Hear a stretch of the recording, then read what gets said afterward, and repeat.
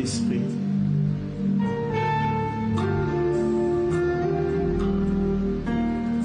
Merci Saint-Esprit.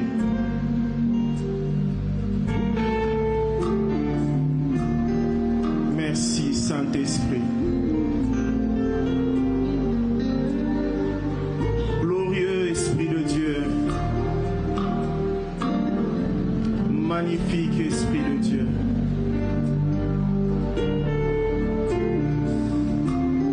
Merci. Merci.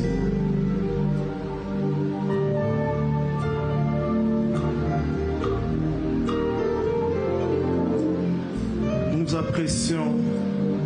apprécions ta compagnie.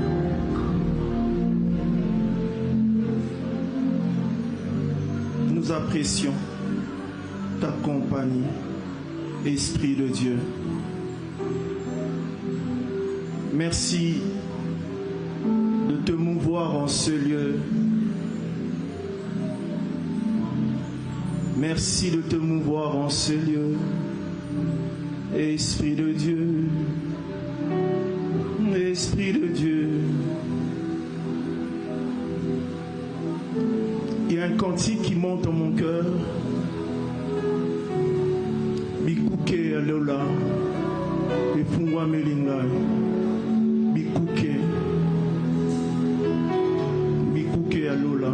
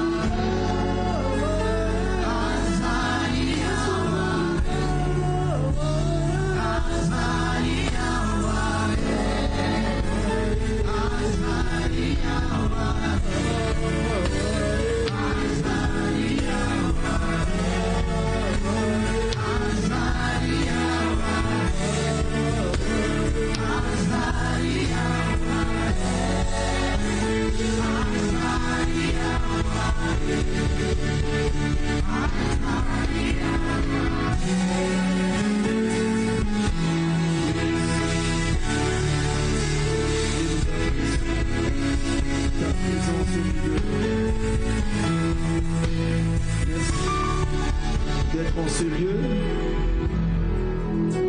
Merci de soutenir ton Église. Merci pour ce moment que tu rends favorable. Bénis ta parole. Parle à un cœur assoiffé. Édifie un homme. Édifie une femme. Comme une sémence, Seigneur, que ta parole soit plantée dans les cœurs et qu'elle produise du fruit abondant, du fruit qui demeure.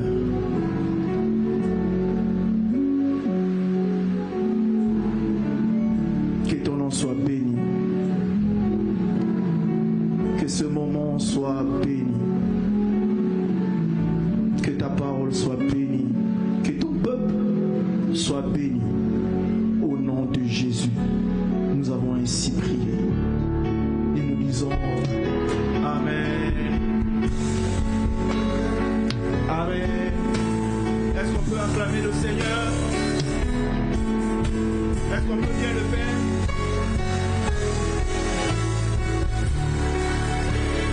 Acclamons le Seigneur.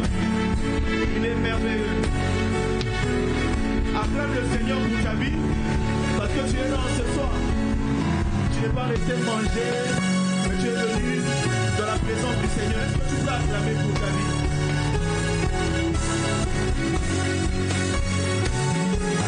Amen. Est-ce que tu peux prendre ta place en saluant ton voisin? Dis-lui bienvenue dans la présence du Seigneur.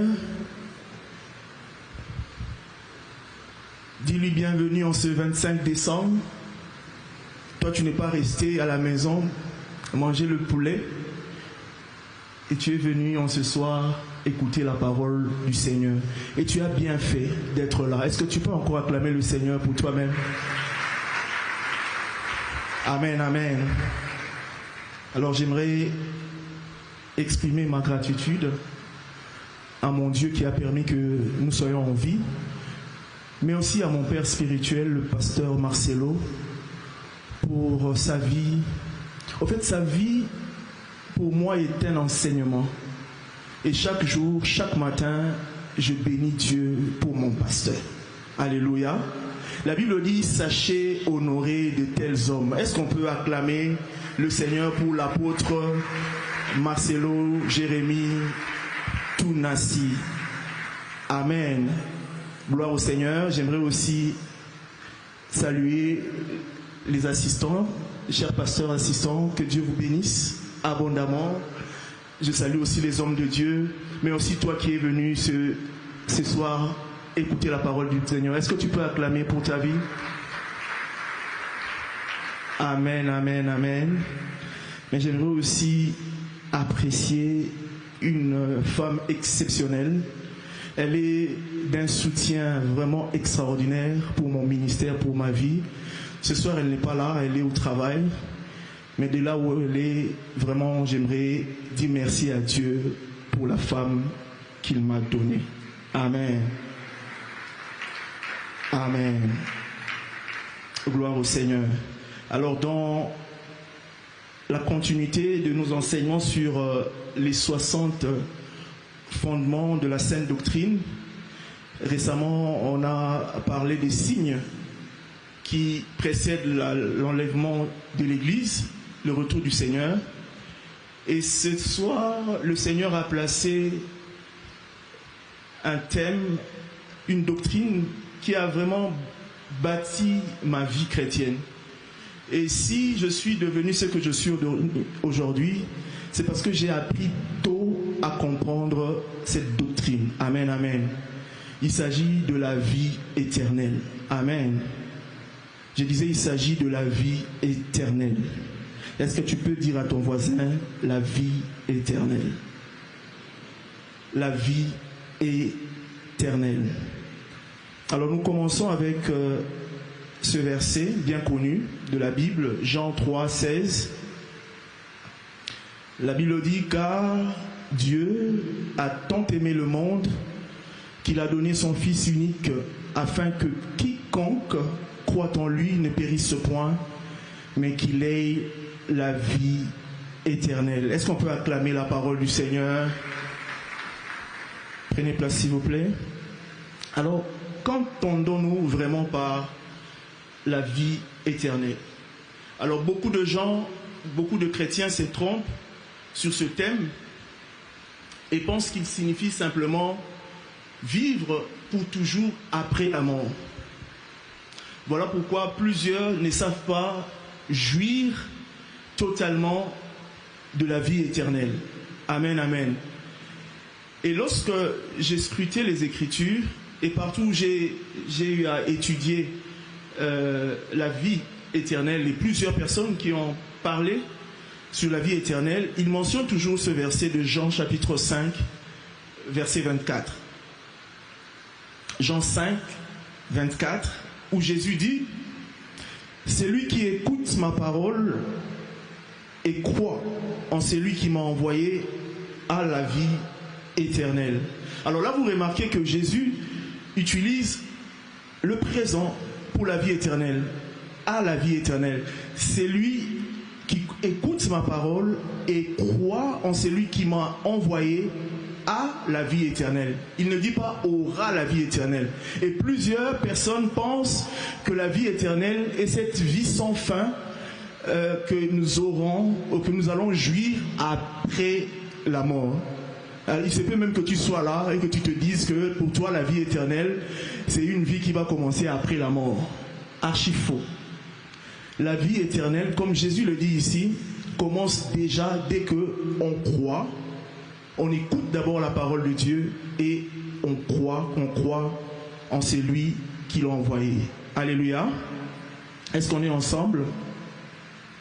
Alors, cela veut dire que la vie éternelle commence maintenant. Est-ce que tu peux dire au voisin, la vie éternelle commence maintenant?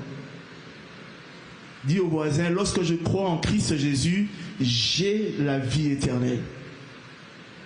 Gloire au Seigneur. Donc ce n'est pas juste une promesse pour après la mort, mais c'est une nouvelle façon de vivre qui commence immédiatement ici et maintenant. Alors dans ce verset qu'on vient de lire de Jean chapitre 5 verset 24, Jésus met en avant deux étapes importantes pour avoir la vie éternelle. Deux étapes.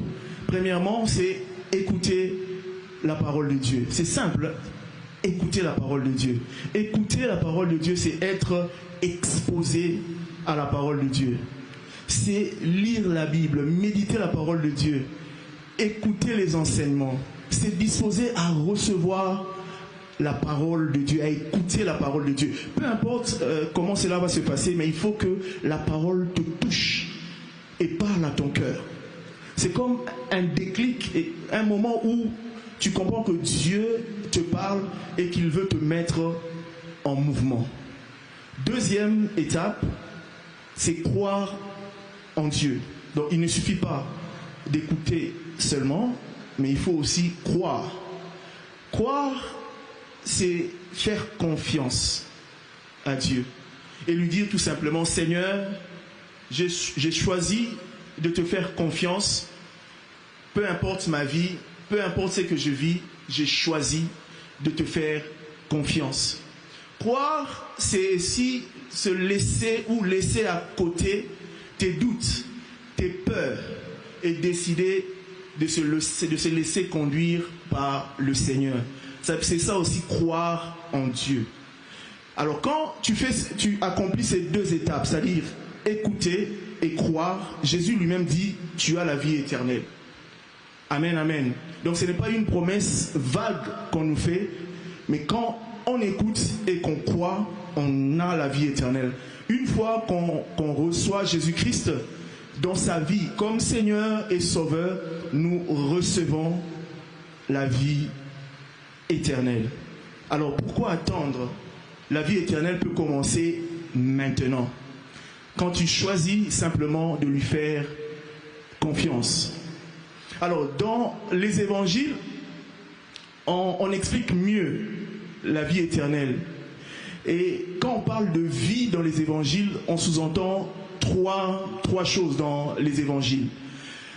La première des choses, il y a la vie naturelle, qu'on appelle le bios. C'est la vie physique, c'est la vie du corps, qu'on appelle le bios. Et on peut retrouver la vie physique dans Luc chapitre 8, verset 14. Ça, c'est la première vie. Il y en a trois. La vie bios, ou la vie physique. La Bible dit dans Luc 8, 14, « Ce qui est tombé parmi les épines, ce sont ceux qui, ayant entendu la parole, s'en vont et la laissent étouffer par les soucis, les richesses et le plaisir de la vie. » Le plaisir de la vie.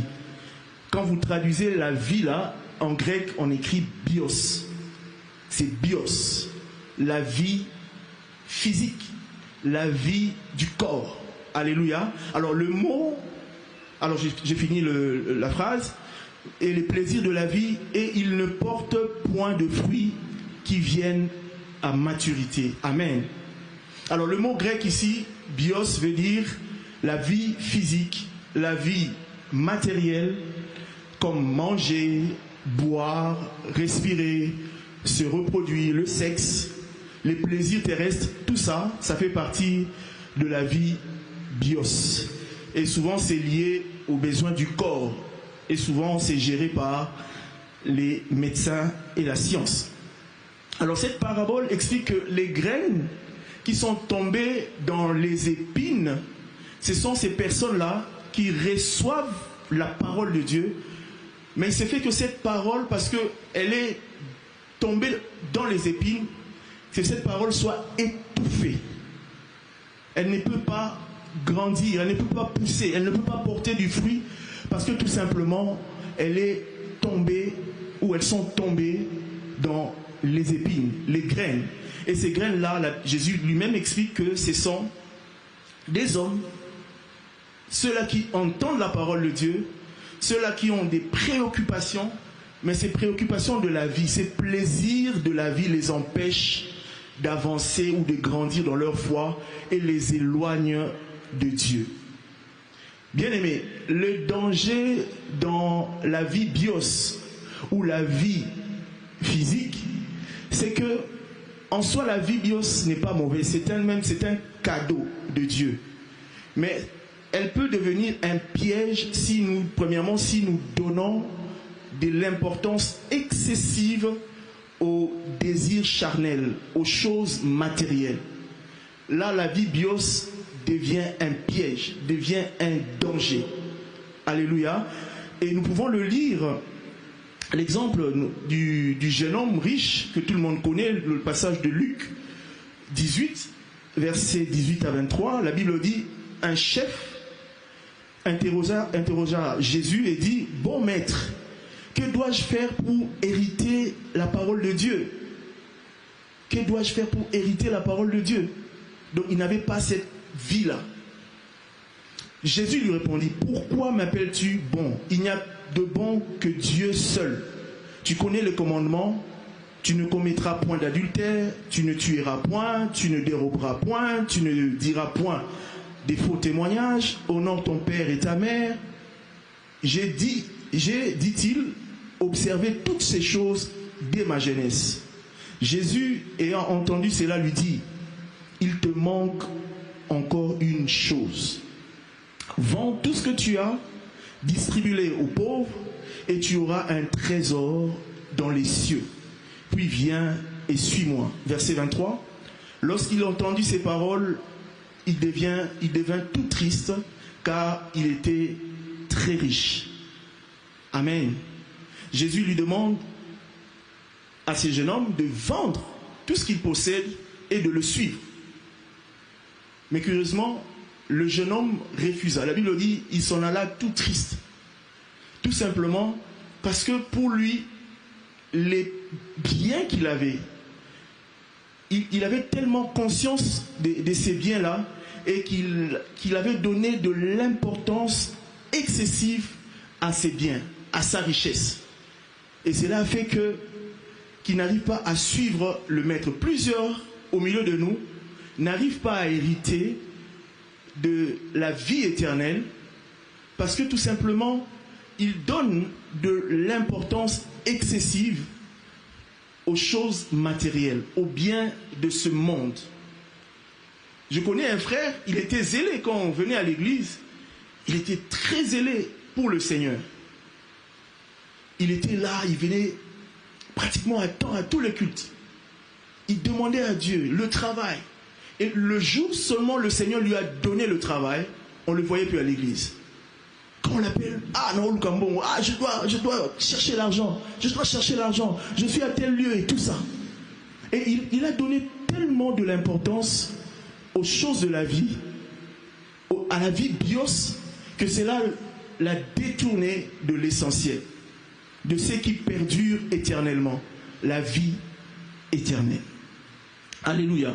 Alors lorsque nous plaçons les possessions matérielles au-dessus de Dieu, elles deviennent un obstacle à notre vie spirituelle. Deuxième piège que nous révèle la vie bios, c'est que si nous considérons la vie bios, nous laissons de côté, nous laissons les désirs physiques contrôler notre vie, la vie bios devient un piège. La vie bios devient un piège lorsque nous laissons les désirs physiques contrôler notre vie. Et là on le voit avec notre ami Ésaü. Ésaü, il rentre du champ, affamé, fatigué. Il voit son frère jumeau, Jacob, qui avait un plat de lentilles. Il demande, donne-moi à manger. On peut même le lire. Genèse chapitre 25, versets 29 à 34. Nous sommes à l'école biblique. Genèse 25, 29 à 34. La Bible dit, comme Jacob faisait cuire un potage, Ésaü revint des champs, accablé de fatigue, et Ésaü dit à Jacob, laisse-moi, je te prie, manger de ce roux-là, car je suis fatigué. C'est pour cela qu'on a donné à Ésaü le nom d'Édom. Jacob dit, vends-moi aujourd'hui ton droit d'aînesse. Ésaü répondit, voici, je m'en vais mourir. À quoi me sert ce droit d'aînesse? Et Jacob dit, jure-le-moi d'abord. Il le lui jura. Et il vendit son droit d'aînesse à Jacob. Alors Jacob donna à Ésaü du pain et du potage de lentilles. Il mangea et but, puis se leva et s'en alla. Et c'est ainsi, la Bible dit, c'est ainsi qu'Ésaü méprisa le droit d'aînesse. Donc il vend son droit d'aînesse pour un simple plat de lentilles. Il privilégie la satisfaction immédiate de sa faim au détriment de sa bénédiction spirituelle. Lorsque nous cédons à nos désirs sans réflexion, nous risquons de perdre des bénédictions spirituelles importantes.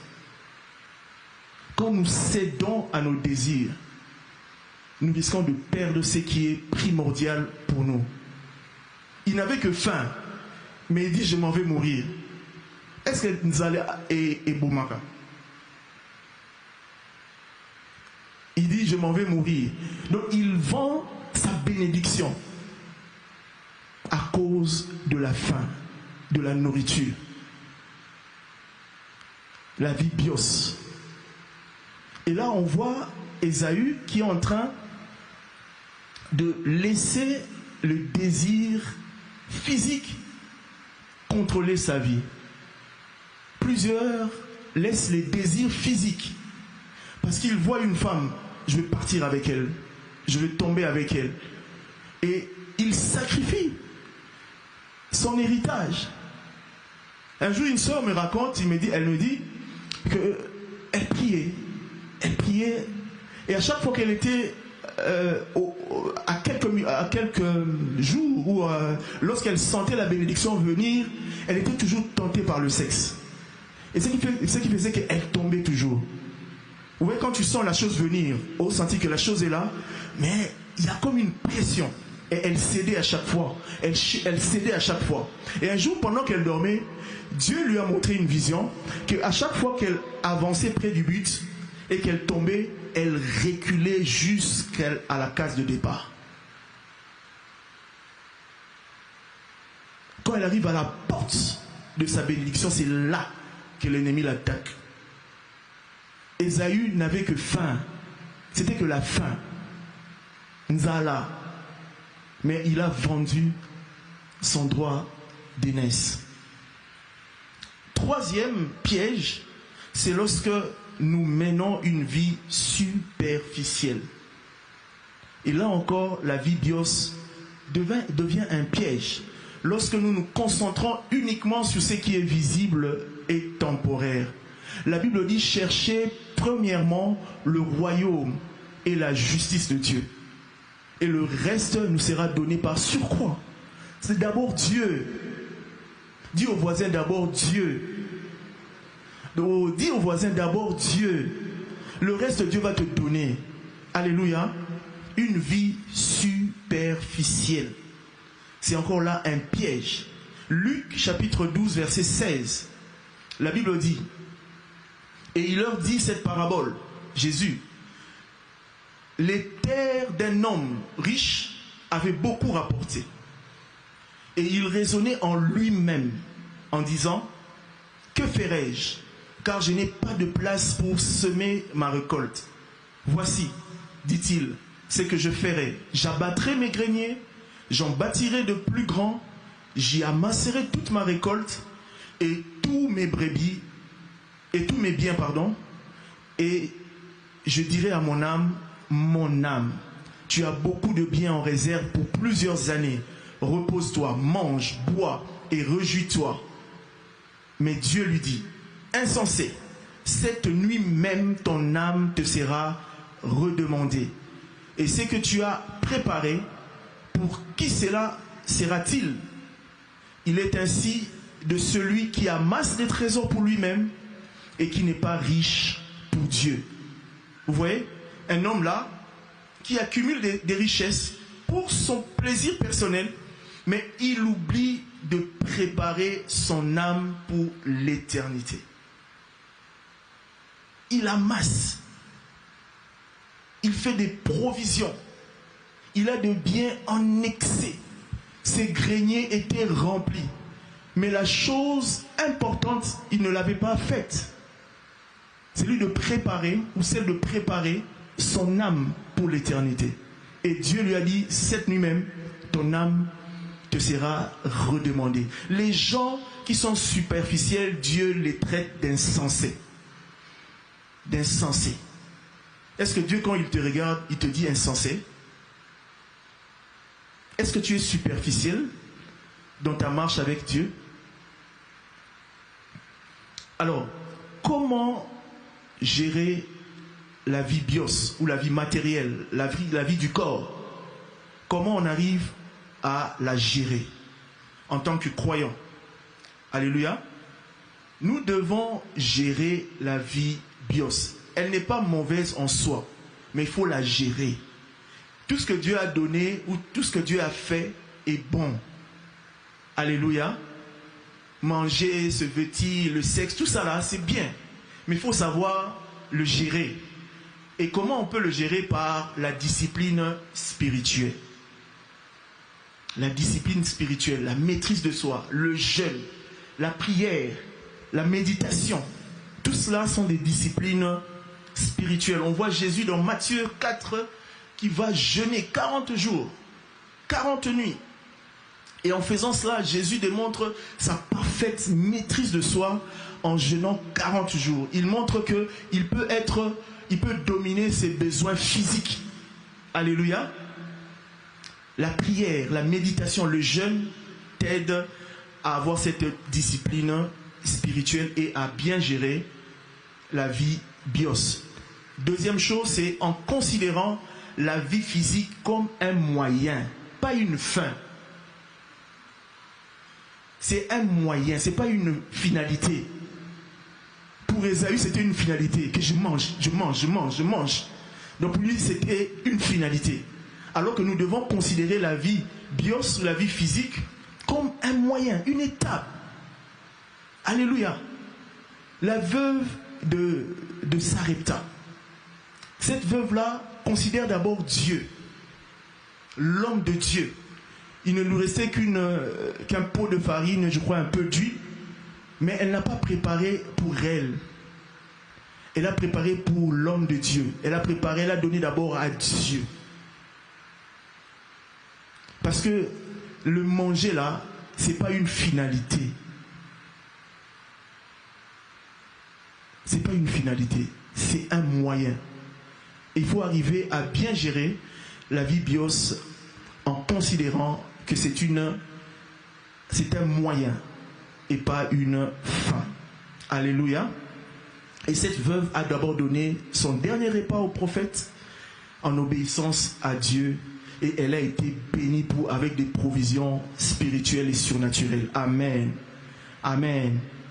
Troisièmement, on peut également bien gérer la vie bios par la modération ou l'équilibre entre les besoins physiques et les besoins spirituels. L'équilibre entre les besoins physiques et les besoins spirituels, la modération. Paul en parle dans 1 Corinthiens 6, 12. La Bible dit, Paul dit, tout m'est permis, mais tout n'est pas utile. Tout m'est permis, mais tout n'est pas utile. Oui, le sexe m'est permis alors que je suis marié. Alléluia. Oui, c'est permis. La sexualité n'est bonne que pour le mariage.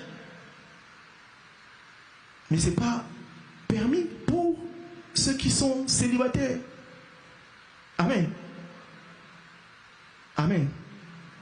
Paul dit encore dans Philippiens 4, 5, il dit que tout soit fait avec modération et action de grâce. Philippiens 4, 5. Alléluia. Que tout soit fait avec modération et action de grâce. Que notre douceur soit connue de tous les hommes. Que votre douceur soit connue de tous les hommes. Le Seigneur est proche. Donc, utilisez les plaisirs de cette vie pour glorifier Dieu et éviter de tomber dans les excès. Amen, amen. Deuxième vie. On a parlé de la première vie, la vie physique, la vie biologique, le bios. Et deuxième vie qu'on traite dans les évangiles, c'est la vie psuké ou la vie psyché. C'est la vie de l'âme. La vie psyché ou psuché. Alors, la vie psyché, on peut le retrouver dans Jean, chapitre 12, verset 25. La Bible dit, c'est lui qui aime sa vie. La vie là, c'est psyché, donc la vie de l'âme. C'est lui qui aime sa psyché, la perdra. Et c'est lui qui est sa vie, sa psyché, dans ce monde, la conservera pour la vie éternelle. Alléluia. Donc le mot grec psyché est traduit par âme, qui renvoie à l'aspect immatériel de l'être humain. Donc ça comprend les pensées, les émotions, la volonté. Les pensées, les émotions et la volonté. Alors dans ce passage, on parle de aimer sa vie. Ici, Jésus dit aimer sa vie. Qu'est-ce que ça veut dire aimer sa vie?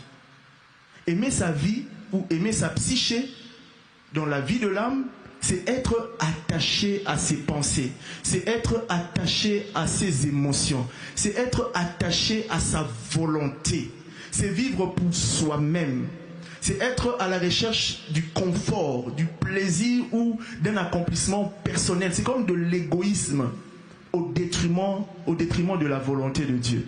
Donc c'est ça, aimer sa psyché. C'est donc s'attacher à ses pensées, s'attacher à sa volonté, s'attacher à ses émotions. Et deuxièmement, on voit haïr sa psyché ou haïr sa vie. C'est quoi haïr sa vie? Apparemment, c'est ça qui est bien, haïr sa vie.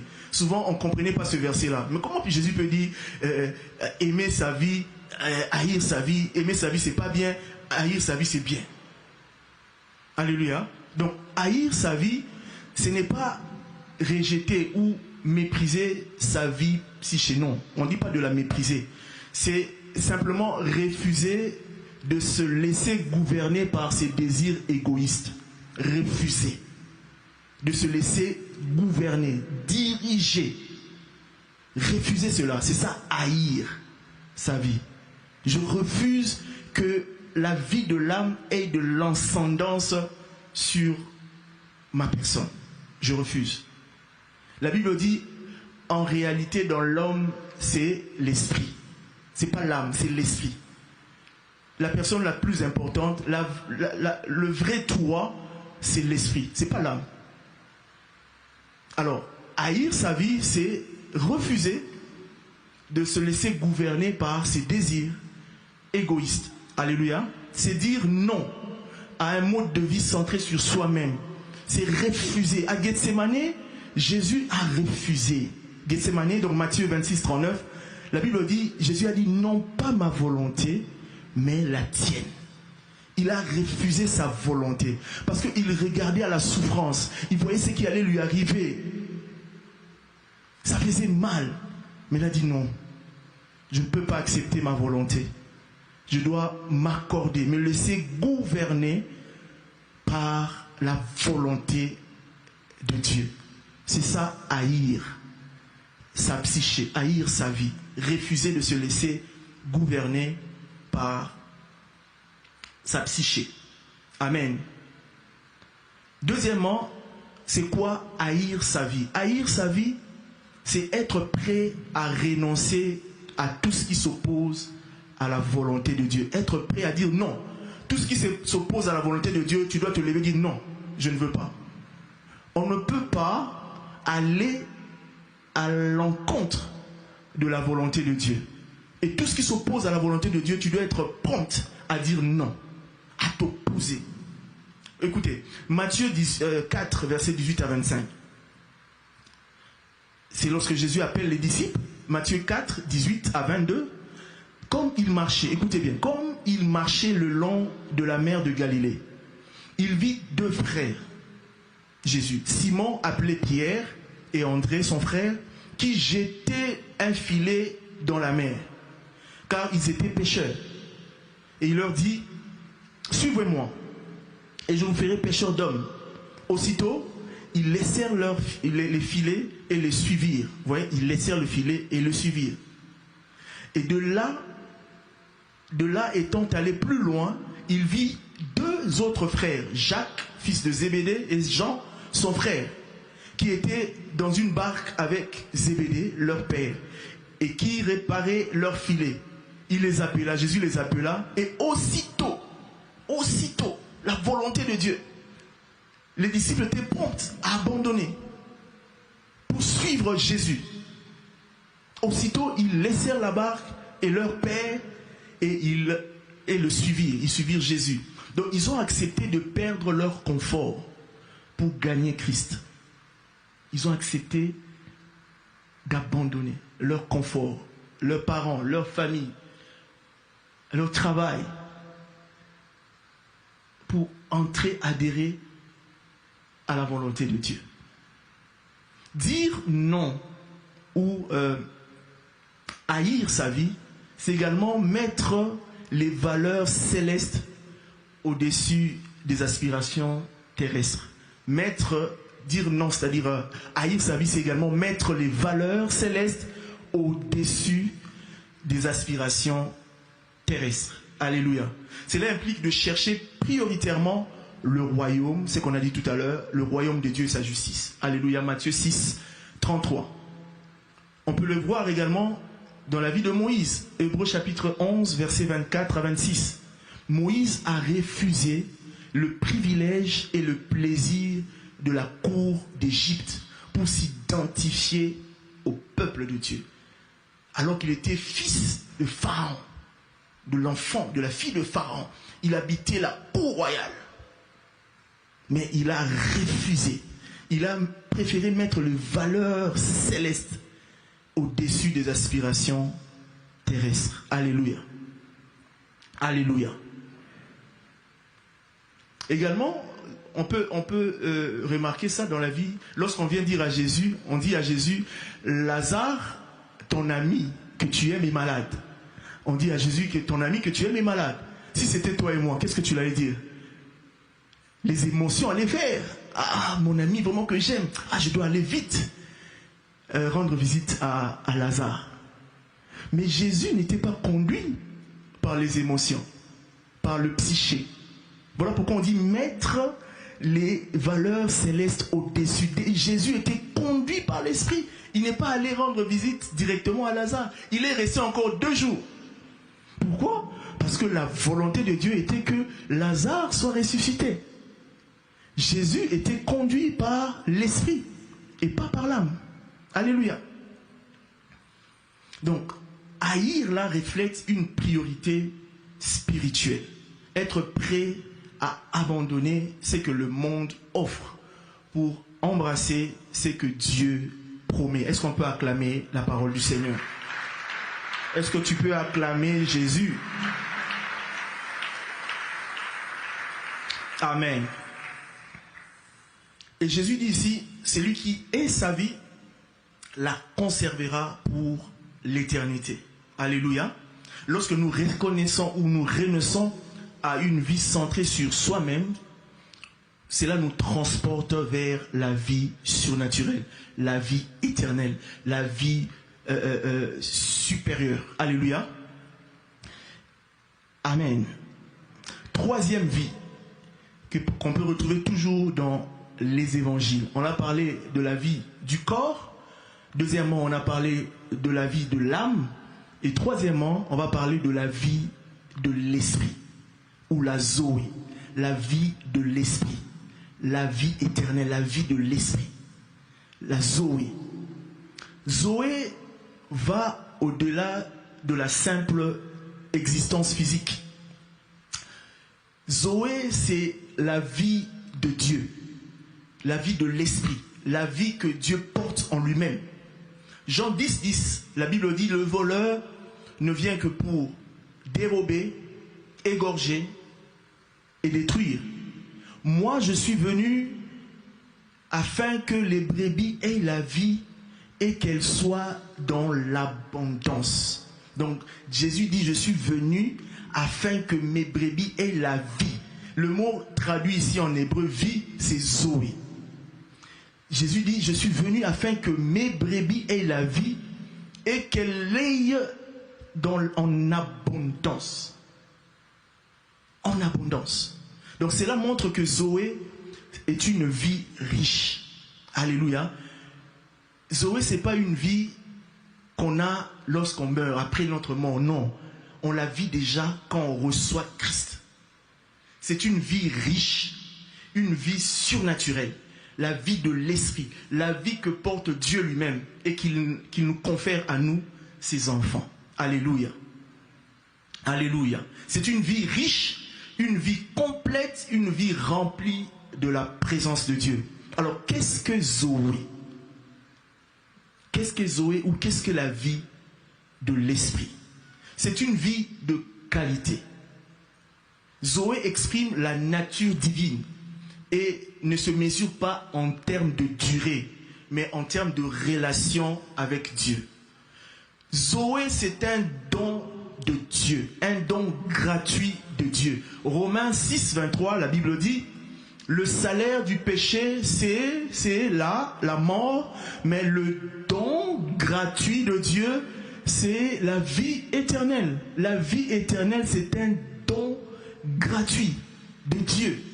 Il faut le comprendre. C'est un don gratuit de Dieu. Elle commence dès qu'on croit en Christ. Alors, celui qui croit au Fils a la vie. Jean 3, 7. Celui qui croit au Fils a la vie. Donc, c'est un don. Quand on reçoit Christ, Dieu nous donne un don. La vie éternelle. Un don. Alléluia. Et elle commence dès qu'on reçoit Christ. La vie Zoé, c'est un appel à la sainteté. Alléluia. C'est un appel à la sainteté. Recevoir la vie éternelle, c'est entrer dans une relation avec le Dieu saint. Alléluia. Parce que ici, Romains 6, 23, le salaire du péché, c'est la mort. Mais le don gratuit, l'opposé, lorsqu'on marche dans la sainteté, on a la vie éternelle. Donc c'est un appel à la sainteté. Pour vivre la Zoé, qu'est-ce qu'il faut pour vivre la Zoé? Pour vivre la Zoé, il faut rester connecté à la source.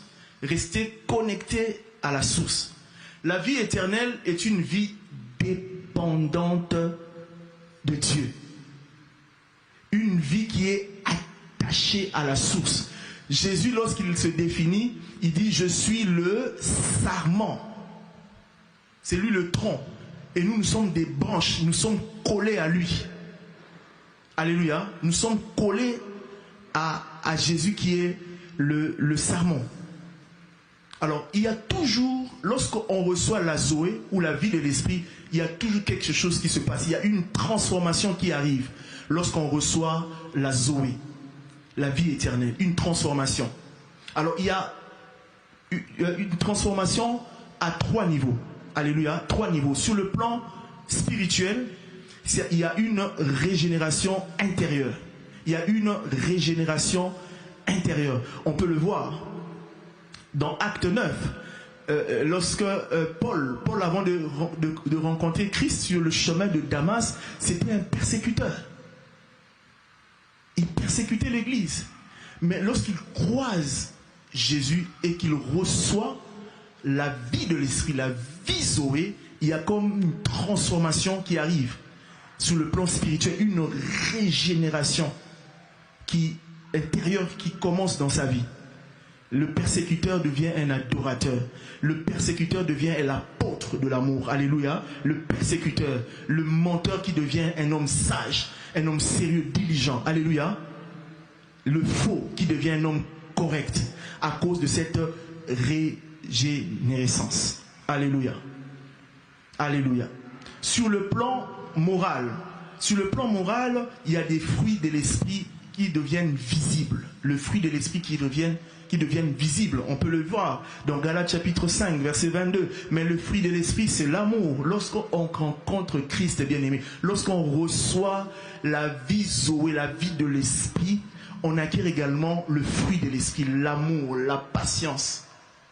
On reçoit la patience, la maîtrise de soi. On reçoit tous ces fruits de l'esprit, la paix, la bonté, la bienveillance, la fidélité, la douceur.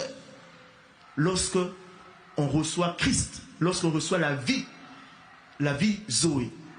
Et sur le plan relationnel, il y a un amour renouvelé envers Dieu et les autres.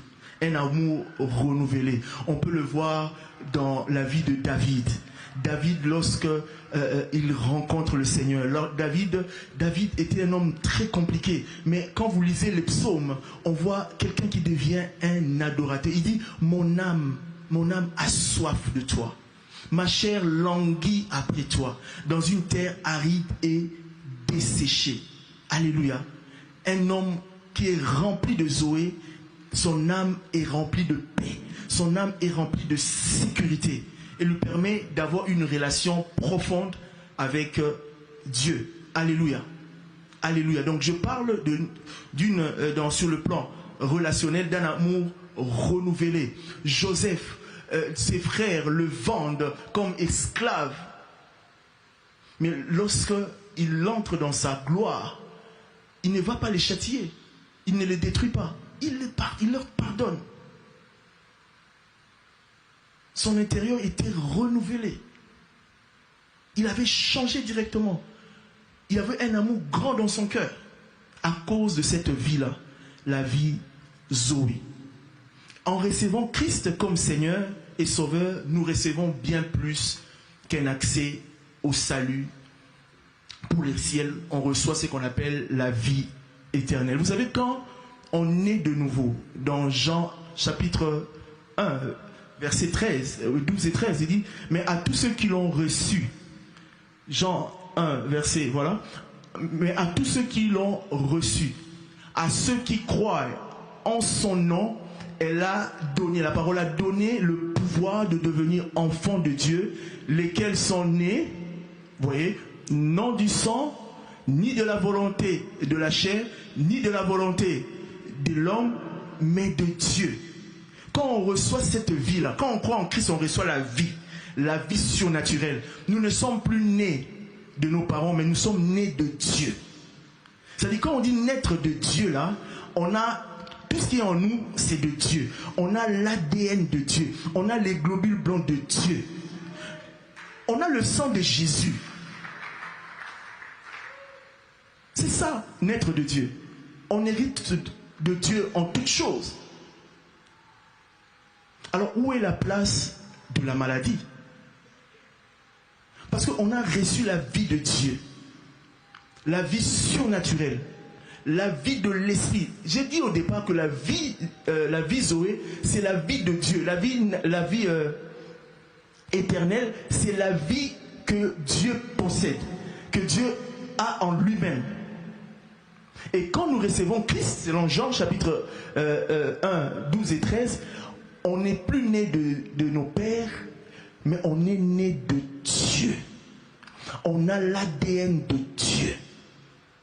C'est-à-dire, la maladie, c'est-à-dire tout ce qui est maladie ne peut plus te déranger. Moi j'ai compris ça tôt. Hein. Un jour j'étais à Brazzaville, j'étais très très malade. En 2012, j'étais très très malade. Et c'est là où le Seigneur a commencé à m'expliquer ces choses. Il m'a dit, prends Jean chapitre 1. Tu es né de qui? J'ai dit, je suis né de toi. Tu crois que tu as ma vie? J'ai dit, oui, j'ai ta vie. Donc en moi là, le sang qui circule, c'est le sang de Jésus. Les choses qu'il y a en moi là, c'est de Jésus. Il dit, mais pourquoi tu crois que tu es malade? Pourquoi tu acceptes la maladie? Pourquoi tu crois que ces pathogènes là vont détruire ta santé? Tu ne crois pas que tu as mon ADN, tu as le sang, mon sang? Et je commençais à croire en cela. Bien aimé, vous savez, le cancer, c'est une altération des cellules, hein, de l'ADN. Et parce qu'on a l'ADN de Jésus en nous, le sang de Jésus qui circule. Et dès lors qu'on reçoit cette vie éternelle, la vie Zoé, dès lors qu'on le reçoit, il y a une perturbation. Parce qu'on a la vie de Dieu. C'est-à-dire la vie de Dieu en nous vient bouger les choses. Je ne sais pas si tu me saisis. La vie éternelle vient chasser la maladie. La vie éternelle vient chasser le poison. Je vais bien m'expliquer. Marc chapitre 16 verset 17, si on peut m'aider. Marc 16, 17.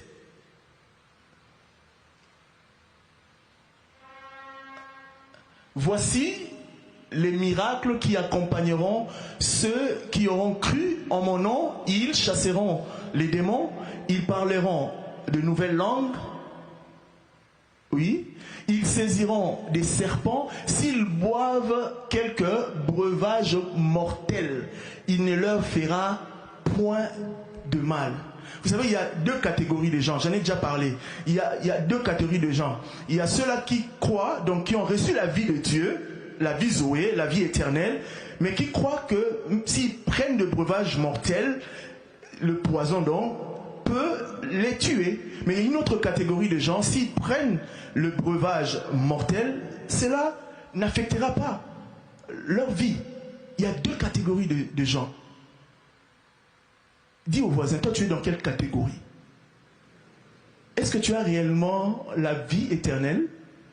Est-ce que tu crois que parce que tu as la vie éternelle, est-ce que tu crois que même si tu prends le breuvage mortel, cela ne te fera rien? Tu le crois? Ça veut dire que dès lors qu'on reçoit la vie de Dieu, la vie éternelle, la vie Zoé en nous, cette vie-là combat les bactéries, combat les poisons, combat les virus, combat les microbes. Alléluia. Ce n'est pas toi, c'est la vie que tu as reçue qui fait ces choses. Et depuis 2012, quand j'ai compris ça, depuis 2012, je ne tombe plus jamais malade. Parce que j'ai compris ça, que j'ai reçu la vie surnaturelle, la vie de Dieu, la vie que porte Dieu. Moi aussi je l'ai. Alléluia. Alléluia. Tu es une nouvelle création. 2 Corinthiens 5, 17. Si quelqu'un est en Christ, il est une nouvelle création, une créature. Les choses anciennes sont. Voici toutes choses sont devenues. Mais beaucoup ignorent qu'ils sont devenus une nouvelle créature. C'est-à-dire les choses anciennes, tu es devenu un homme nouveau. Pas par ton fait, ton chef, non. C'est par la vie que tu as reçue. Cette vie-là t'a changé. Tu es devenu une nouvelle créature. Les choses anciennes sont... Et tu es devenu une nouvelle personne, avec une nouvelle identité. Le crois-tu? Vous savez, sur le chemin d'Emmaüs, vous pouvez le lire, Luc 24, 13. Sur le chemin d'Emmaüs, 2 disciples de Jésus étaient en train de marcher. C'était 3 jours après la résurrection ou la mort de Jésus. La résurrection, c'était le jour de la résurrection. Donc 3 jours après tout ce que Jésus a pu subir comme difficulté, il a été tabassé, il a été flagellé, il était défiguré. C'est pas moi qui le dis, c'est la Bible. Il a reçu les coups de fouet, c'était des sillons sur son dos, la couronne d'épines sur sa tête. On lui a arraché. Vous savez, quand on vous arrache la barbe, on vous arrache le sang. Était sorti. On a tapé Jésus. On a tapé Jésus. On lui avait fait du mal. Mais écoutez, sur le chemin d'Emmaüs, Jésus vient à la rencontre des disciples, de ces 2 disciples. Ils ont commencé à faire route ensemble. Mais c'était seulement 3 jours. Hein? C'est-à-dire, il était défiguré. Ésaïe le dit, il était défiguré. Mais 3 jours après, il marche avec les disciples. Il était bien portant. Même ses disciples ne reconnaissaient pas que c'était Jésus. Il était bien en forme, il marchait avec eux, il parlait avec eux. Vous pensez que c'était quoi? C'était cette vie-là. Les toutous avaient disparu. Les sillons sur son dos avaient disparu. Son visage défiguré était directement devenu très beau. À cause de cette vie, la vie Zoé, la vie de l'esprit. Le parler en langue. Marc 16, 17. Si on peut nous aider, voilà, voici, la Bible dit voici, non, Marc 16, 17. Voici les signes, voici les miracles qui accompagneront ceux qui auront cru en mon nom. Ils chasseront les démons, ils parleront de nouvelles langues. Donc quand on reçoit cette vie-là, on reçoit aussi ça, hein. Parce que quand on reçoit Jésus, on reçoit le Saint-Esprit. Alléluia. Et c'est le Saint-Esprit qui donne et le fruit de l'Esprit et les dons spirituels. Et parmi les dons, il y a le parler en d'autres langues. Le parler, la prière en langue. Hein. Je vais parler un peu de la prière en langue.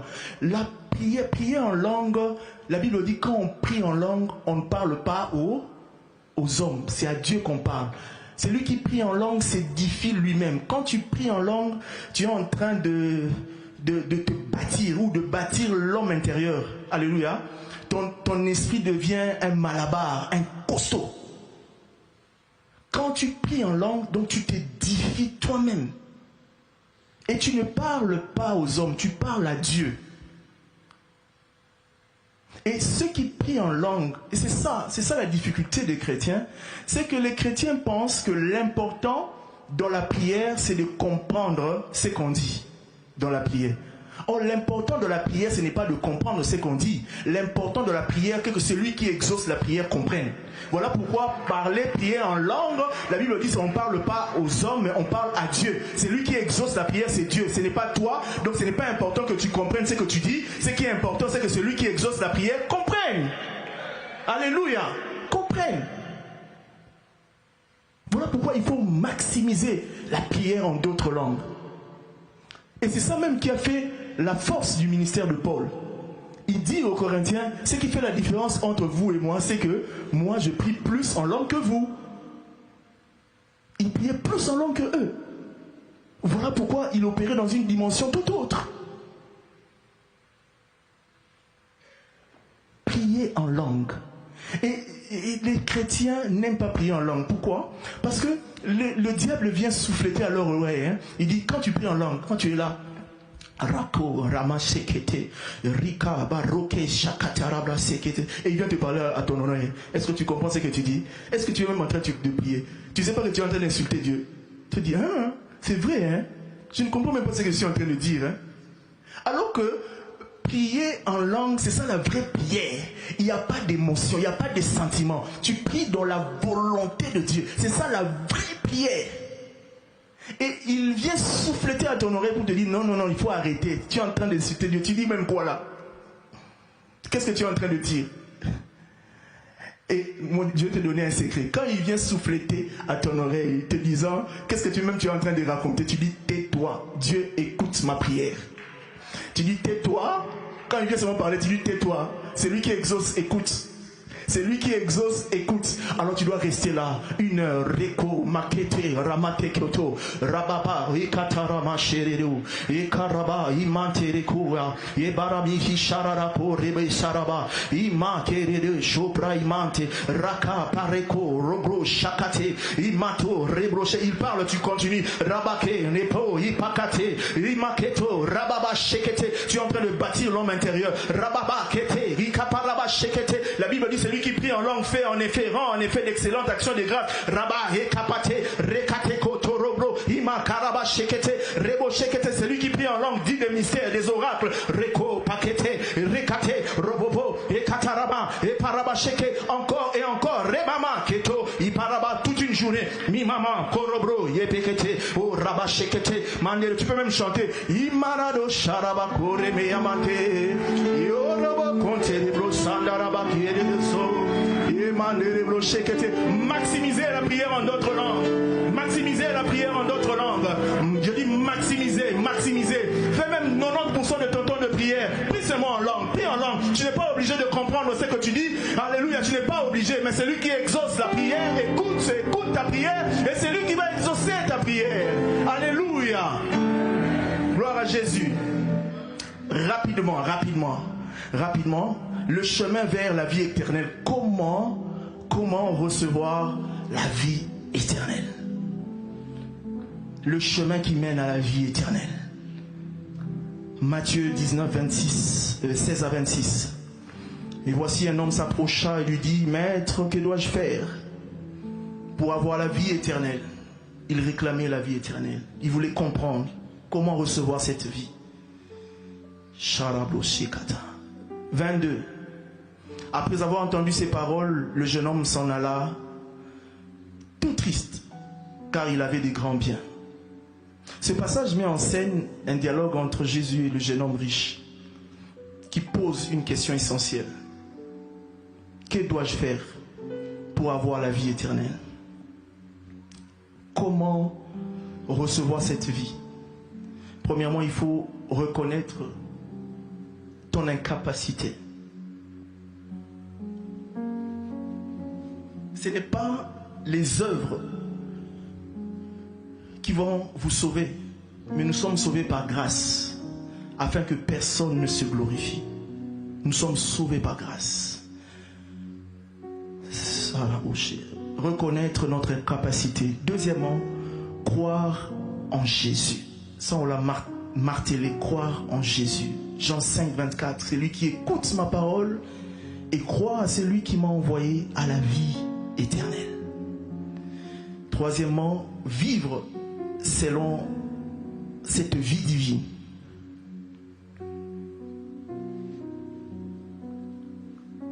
demande cette vie divine? Qu'exige cette vie divine? Cette vie divine exige la prière. La prière qui ne t'émeut pas ne peut pas émouvoir Dieu. La prière qui ne te bouge pas toi-même ne peut pas bouger Dieu. Vois seulement à ta manière de prier. Si ta prière ne résonne pas en toi-même, elle ne résonnera pas auprès de Dieu. Comment tu pries? Est-ce que tu peux voir Jésus à Gethsémane? La Bible dit, il priait, il criait, il poussait des cris et des larmes à celui qui pouvait le sauver. J'imagine Jésus à Gethsémane en train de prier. Il ne priait pas comme toi et moi. Il soupirait. Il criait à celui qui pouvait le sauver. Qu'exige cette vie? La vie de prière. Ce qui ne te touche pas, ce qui ne touche pas ton âme dans la prière, ne touche pas non plus le ciel. Méditez la parole de Dieu. Josué 1:8, que ce livre de la loi ne s'éloigne pas de ta bouche. Médite-le jour et nuit, jour et nuit, jour et nuit, au quotidien, jour et nuit, pour agir fidèlement selon tout ce qui est écrit, car c'est alors que tu auras du succès dans toutes tes entreprises. C'est comme ça que tu peux entrer dans cette vie, dans la méditation assidue, profonde, chaque jour. Et la foi naît comme ça. La foi vient de ce qu'on entend. Et ce qu'on entend vient de la parole de Christ, Réma. Et quand tu te mets à méditer, j'ai toujours dit que la méditation, c'est comme la rumination. Vous voyez les herbivores qui ruminent. Ils mangent de l'herbe, ils avalent, et puis à un moment donné, ils remontent encore, ils font remonter ce qu'ils ont déjà avalé. Ils mâchent encore, ils mâchent, ils avalent. Ils font plusieurs fois cet exercice. Mais qu'est-ce qu'ils recherchent en faisant tout ça? Ils recherchent des nutriments, des choses valeureuses qui vont les faire avancer. Et quand tu médites, il y a toujours une parole qui quitte la Bible. C'est ce que les herbivores là recherchent, ces nutriments-là. C'est ça qu'on appelle la parole Réma. Et c'est ça le Réma qui procure la foi. Et la méditation, ça te conduit dans ces choses. Ça te conduit à recevoir le Réma. Et c'est au travers du Réma que tu as la foi. Et Dieu m'a appris, un jour où je priais, et ça c'est ma révélation, c'est pas la tienne, c'est ma révélation. Je priais comme je priais, et je priais beaucoup. Et il m'a dit, mais toi aussi, tu fais comme les Congolais ou les Kinois sont des prieurs. Ils aiment beaucoup prier, mais négligent la méditation de la parole de Dieu. Et il m'a enseigné ce jour-là que je devais passer beaucoup de temps dans la méditation autant que je prie. Ça c'est moi. Autant je prie. Si je passe 2 heures de prière, je dois passer 2 heures également dans la méditation. Parce que la Bible dit au commencement, c'était pas la prière. Au commencement était Alléluia. Laissez le Saint-Esprit te guider pour manifester l'amour et le pardon. Paul, qui avait reçu cette vie-là, la vie éternelle. Dans Acte 28, il y a un serpent qui sort de la brousse, qui le mord. Paul n'a pas paniqué parce qu'il savait qu'il avait cette vie-là. Il a simplement secoué. Alors c'était une vipère qu'il avait mordu. Il devait mourir. Il a justement secoué sa main. Les gens qui étaient là attendaient que Paul meure.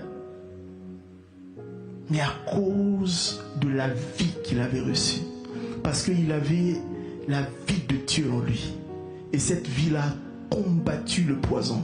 C'est ça même qui justifie, vous prendrez le breuvage mortel, le poison, mais cela ne vous fera rien du tout.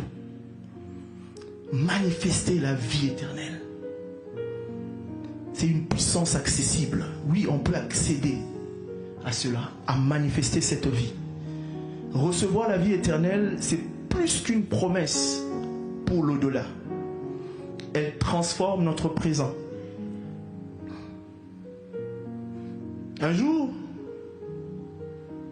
j'évangélisais avec mon groupe, je crois que c'était en 2016. Je me retrouve en plein Victoire, place Victoire. Et là, je rencontre une dame qui était diabétique. Je ne savais pas qu'elle était diabétique. Je l'ai trouvée couchée par terre avec son fils à côté ou sa fille. Elle avait un gros ventre là. Et je voulais passer. Le Seigneur m'arrête. Il me dit, va vers cette femme. Et lorsque je m'approche d'elle, je commence à lui parler de Jésus. Et finalement, elle a accepté de recevoir Christ dans sa vie. C'est là qu'elle me dit qu'elle était diabétique.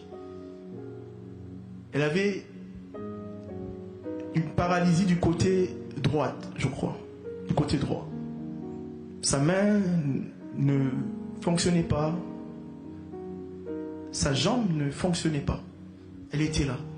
Mais lorsque elle a accepté Christ, elle a reçu. Vous savez, la vie éternelle, ce n'est pas la vie qu'on reçoit après la mort. Elle a reçu cette vie-là en croyant en Christ. La vie éternelle. Et dès qu'elle a reçu cette vie, on a prié. Elle m'a dit, papa, je peux me lever, tu sais. J'ai dit, ah bon? Je la vois se lever elle-même. La main qui ne fonctionnait pas, qui était comme ça. J'ai vu à cause de la vie qui est entrée, j'ai vu les muscles se détendre. Et puis elle m'a dit, papa, pasteur. Elle m'appelait déjà pasteur. Pasteur, attends. Regarde ma jambe. Et j'observe. Non, c'était un miracle extraordinaire. Bien aimé, quand on reçoit Christ, on reçoit cette vie-là. Et j'ai vu sa jambe se redresser. Et cette dame, dans l'espace de 2 minutes, sa main s'est rétablie, s'est redressée. Sa jambe totalement redressée à cause de la vie éternelle. Bien-aimé, il suffit juste de croire. La vie chrétienne, ce n'est pas la vie des émotions, des sentiments. Il faut sentir pour croire. Crois que tu as cette vie-là. Crois que tu as reçu cette vie-là. Maintenant, tu dois l'amener à se manifester. Yes, à se manifester. C'est possible. Quand on reçoit Christ dans sa vie, on reçoit la vie. La vie éternelle, la vie Zoé, la vie surnaturelle. La vie de l'esprit, la Zoé. Et elle est capable de transformer toute ta vie. Est-ce qu'on peut se lever dans la prière? Bikouke Yalola.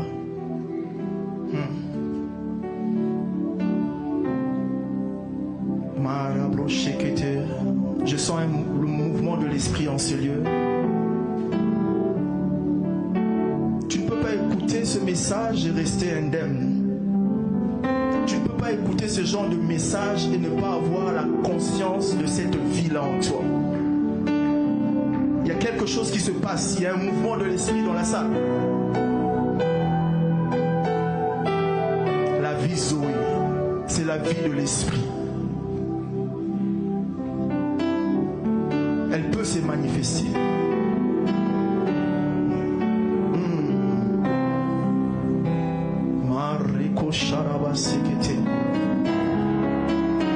Si tu sens que ce mouvement-là doit commencer par toi, tu peux t'avancer, on va prier ensemble.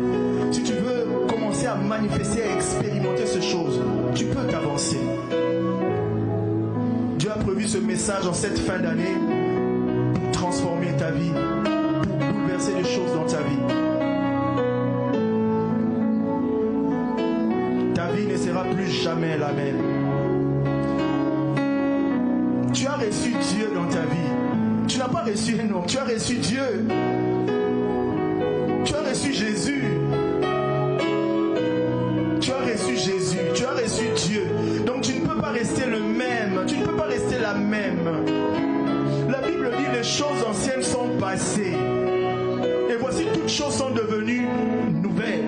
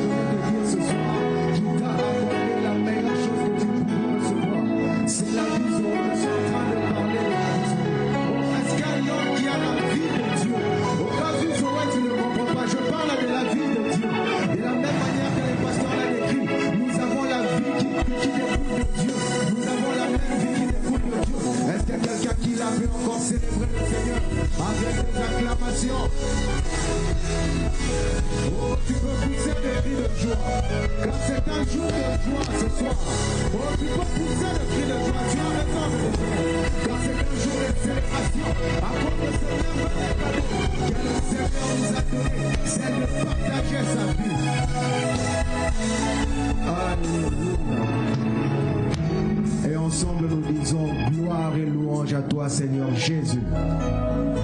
Oh, disons-le bien, gloire et louange à toi Seigneur Jésus. Disons-le bien pour la dernière fois, gloire et louange à toi Seigneur Jésus. Amen, acclamons le Seigneur.